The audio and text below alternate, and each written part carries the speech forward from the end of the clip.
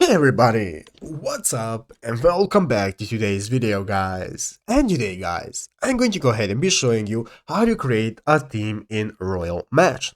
This is a very simple thing to do guys, so make sure to watch this quick and easy video till the very end and follow my steps correctly so you can make sure this works the same for you and that you can do this yourself. But yeah guys, let's get straight into it.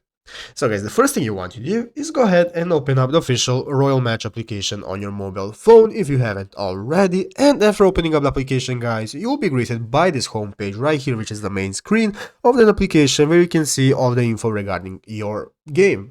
So as you want guys, the first thing you need to do is go ahead and log into an account. Even though it isn't necessary to play an account to create a team, you need an account. So what you want to do is log in, and after you have logged in guys, this is the new page. You'll be greeted by the home page where you can see the levels that you can play, you can see your treasure box and so on.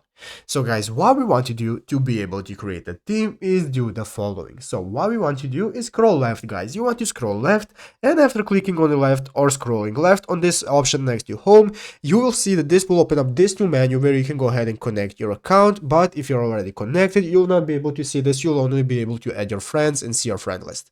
So as you can see at the top of the page, we have three sections: friends, players and teams. And what you want to do guys to be able to start a team is go ahead and open up the teams section. So guys, go ahead and open teams by clicking on it, and there you'll be able to have either the option to join a team or to create one. So if you want, you can go ahead and click the create button, and there you can just follow the steps, enter in your team name and so on, and you will be able to successfully create a team. But yeah guys, basically that is all that you have to do. So I hope this video was helpful. If it was, make sure to leave a like, subscribe to the channel. So guys, thanks for watching, take care and bye.